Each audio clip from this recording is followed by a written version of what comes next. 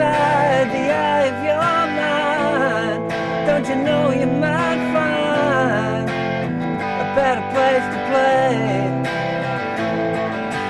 You said that you'd never been, and all the things that you've seen will slowly fade away.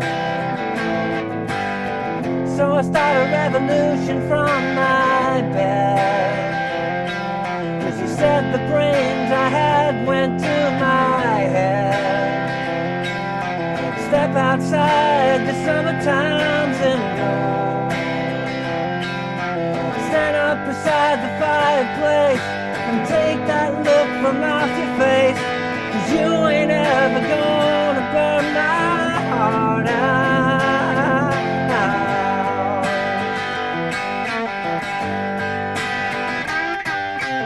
So Sally can wait, she knows it's too late as she's walking on by.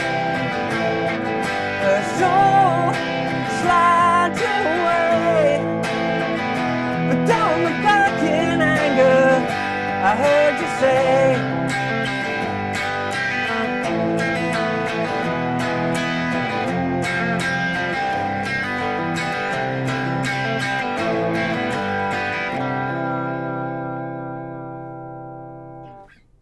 Hey, how you doing? Justin here, losing his voice. This is Don't Look Back in Anger by Oasis. Fantastic song. Kind of fairly simple chords, I guess, but to get it kind of like the record takes a little bit of work, and there's quite a few little fills. So I'm going to show you some of the ones off the record, and I'll show you kind of how you can make up your own as well. But first of all, we need to sort out like simple chords and simple strumming, because that's the best place to start usually with this kind of tune. So the intro is just going F to C for one bar, to F. Now for the intro, when I'm doing the fancy stuff, I'm tending to play F just kind of the middle strings, right? So I'm leaving off the bass note. You could play it with your thumb if you want, but it sounds nice. Just it's kind of then officially it would be an F over C, I guess. But if you just put your little finger down under your third finger and move your second finger down, you get an F on the middle strings, which kind of works nice if you're going to put those fills in later. So anyway, intro, C to F, C, 2, 3, 4 to F, 2, into the verse, C, G, A minor to E, F, G, C, A minor, G, and again, C, G, A minor to E, to F, to G, to C, A minor, G. Now, a little bit about what I'm doing with the strumming. So, in order to kind of give it movement, I'm putting a little down pick in between my main beats. So I'm going 1 and 2 and 3 and 4. So just a big strum on the beat and just a little brush on the thicker strings of the chord on the offbeat. So 1 and 2 and 3 and 4. 1, 2, 3. Just kind of moves things along a little bit. But to start off with, if you want just doing 2 strums on each chord like that will be completely fine. So let's go back through that verse sequence again. So 3, 4. C inside the G of your A minor. Don't you E, you might F. G, a better place to C. A minor, G. C said that G's never A minor. And all the E that you've F'd, G slowly fades to C. So it's pretty straight, the chord sequence there. The bit I guess to watch out for is just that one beat on the A minor and G at the end of each kind of progression. In case you didn't notice, it was the same chord sequence twice.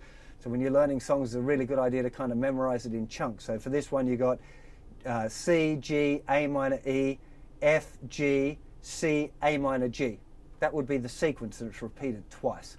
In case you didn't notice, it's 2 beats on each one, on all of the chords except for the A minor and G. So C, 2, G, 2, A minor, second one, E, to F, to G, to C. 1 strum on A minor, 1 strum on G. Back around we go.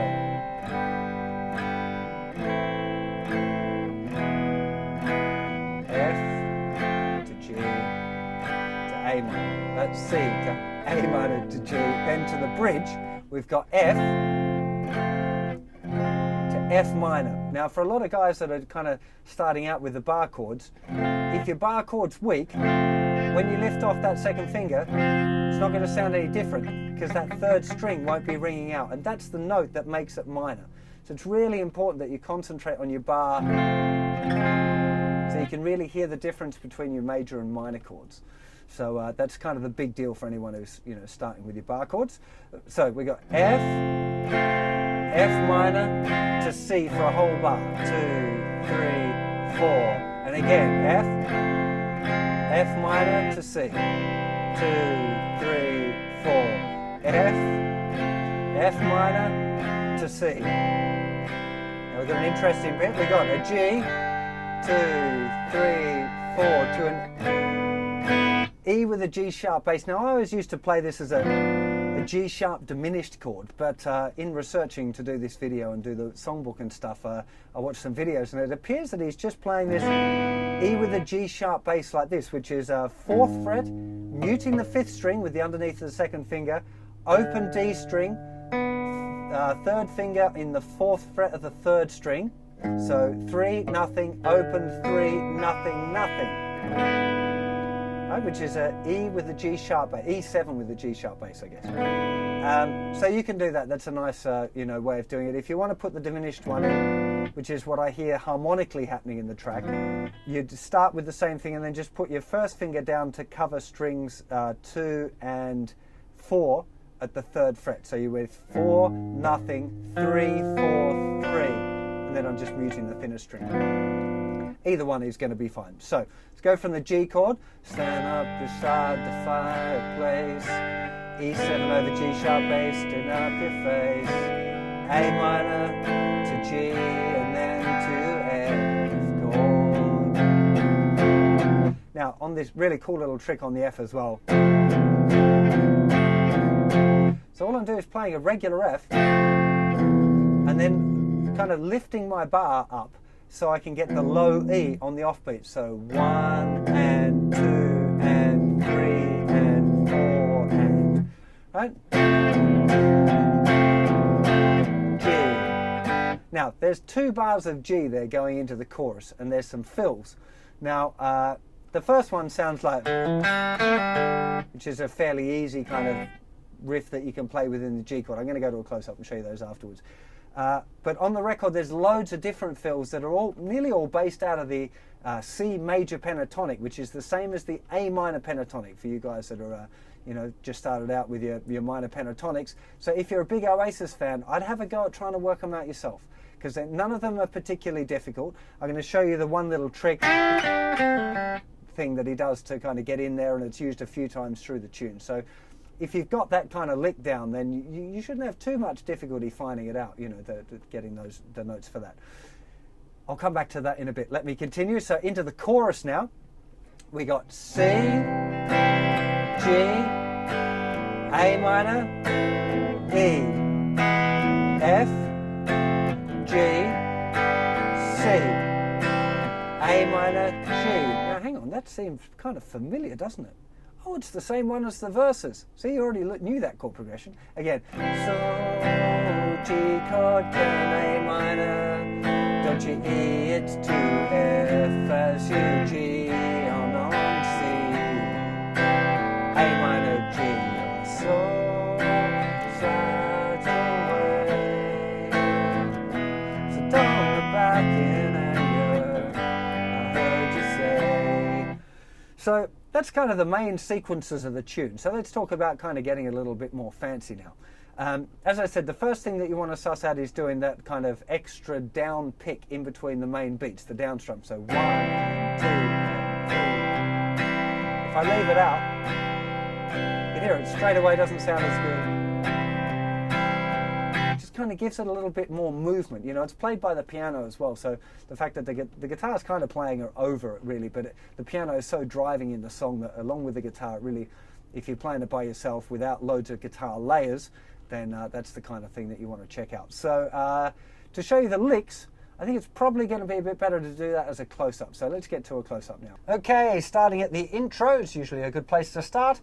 We got a C chord, and as I mentioned, I normally just go to this kind of smaller F. I'm not worrying about playing the thicker string or the thinner string.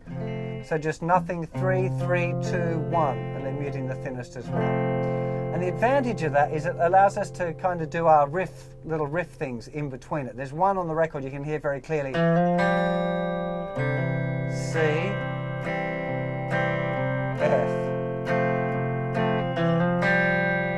Now all this is doing is from the F chord, I'm moving my second finger back to where it was for the C chord, which is the second fret of the fourth string.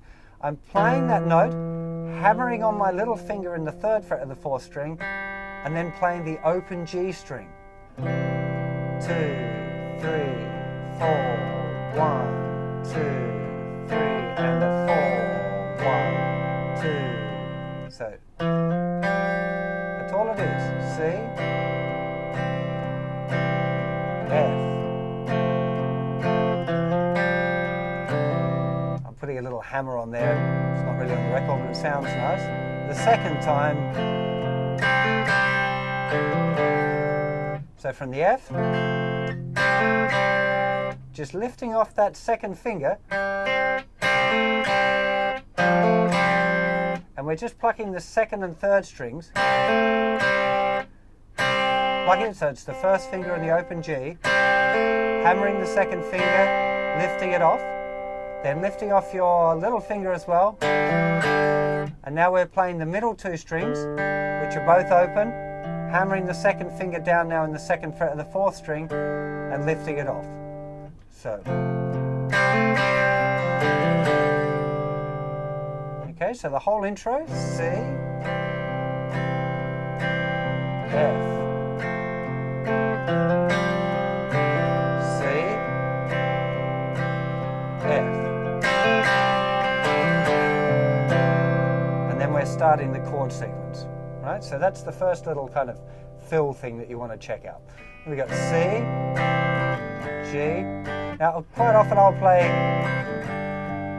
G like that, just with the two fingers. Sometimes little finger will go down on the thinner string. It doesn't really matter which one you want to choose. A minor, may as well go through it once. F, G to C. A minor, G, C.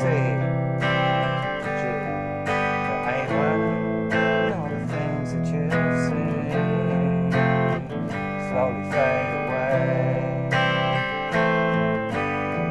So I start a revolution. That's the really important bit. Revolution from my bed. Now you can get a nice little fill in here. Again, it's not on the record. On the record, he's using kind of C major pentatonic licks, particularly this one. That kind of thing, almost like a Hendrix rhythm guitar. I've got a lesson on that if you wanted to check that out. But because that's difficult to get to from the chords, it's kind of better off doing your little riffs down here. So having the F, F minor to C, and you can do this here.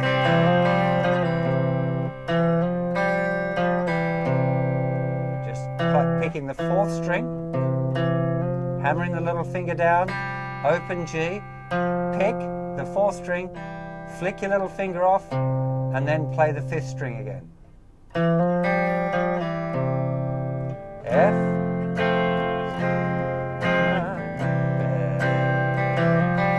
because you said the brains I had went to my head. Step outside the summertime's in.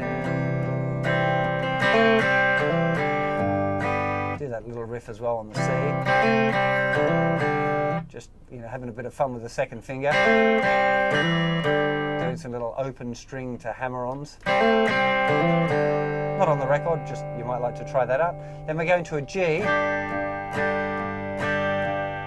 E7 with a G bass, if you're not sure about that one. 4, nothing, open, 4, open, open. If you want to play the diminished chord, first finger just goes down into that. Either one of those things is going to sound cool. A minor, you're gonna burn my heart out. I'm exaggerating the movement there with your first finger.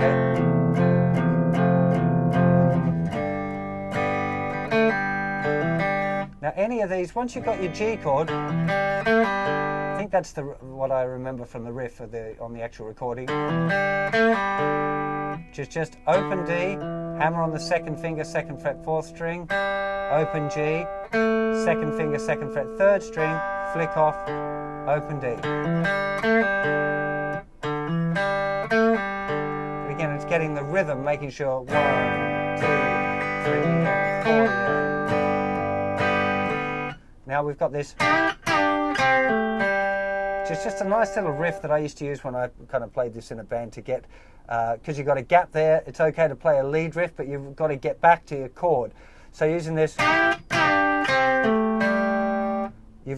using my little finger on the 8th fret of the 2nd string, 2nd finger on the 7th fret of the 3rd string, tone bend, release, 1st finger down to the 5th fret of the 3rd string, 2nd finger onto the 7th fret of the 4th string, and then we're using the open G to transition to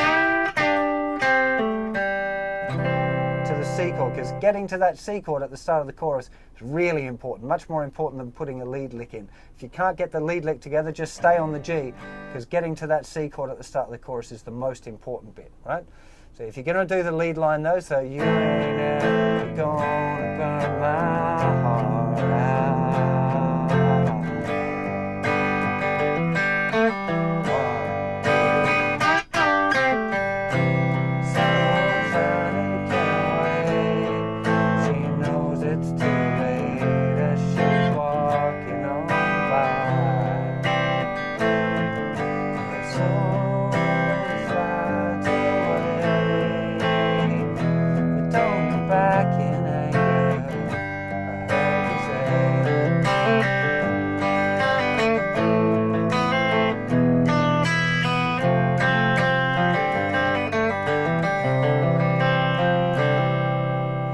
That sort of stuff where I'm doing chords for an instrumental section, if I'm playing by myself, I want to kind of add a few more notes in than just what's going on.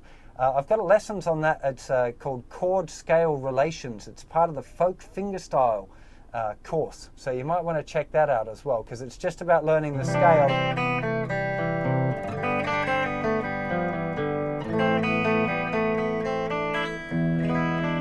Learning where the scale notes are and how you can play them within the chord.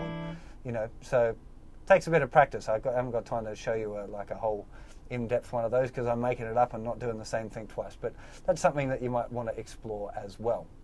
So just to go back to the rhythm a little bit, some extra things that you might want to be aware of, as well as the kind of the strumming thing. In this style, it's kind of common to pick out some of the notes as well. I cover this in a lesson called Picked Fingerstyle on my site. And the idea is that you're kind of strumming, but just picking out some of the notes as well from the chord. So instead of having...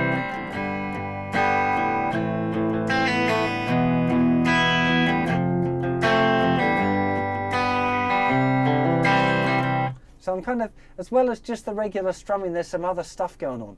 And the really big deal with that is to keep the hand moving. So it's like you're strumming, and if you're going to pick up any notes out of the chord, they've got to be in the direction that your strumming hand will be moving in anyway. So it should just really look like you haven't stopped strumming, but you might be actually kind of accenting different strings or whatever, you know. So that's something that you've got to explore on your own. It's really difficult to learn kind of a set pattern. But what you want to start off with is, like I said, just really keeping it real simple. And then just see if you can go.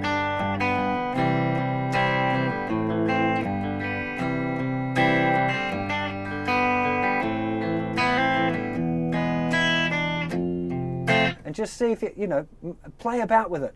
There's a lot to be learned by kind of playing around, which you won't get if you're just always concentrating on playing exactly a particular thing or a tab or whatever. You know, part of the journey is exploring this sort of stuff and knowing that, hey, well, there's extra things I can do in that. What is it? And just get the basics down first. That's the real key thing here. If you forget about the basics, you're not going to be in time, and you know that's a really big deal. So get your basics down first. Check out some of those little fills that I showed you, and then have an explore on your own and see what you can do. And as I said, there's some other lessons which I'll link on the website page for this song. I'll put links up to those other relevant lessons for you, and hopefully you'll enjoy checking all that out. Have fun. I'll see you for lots more lessons and songs and stuff very soon. Take care of yourselves. Bye-bye.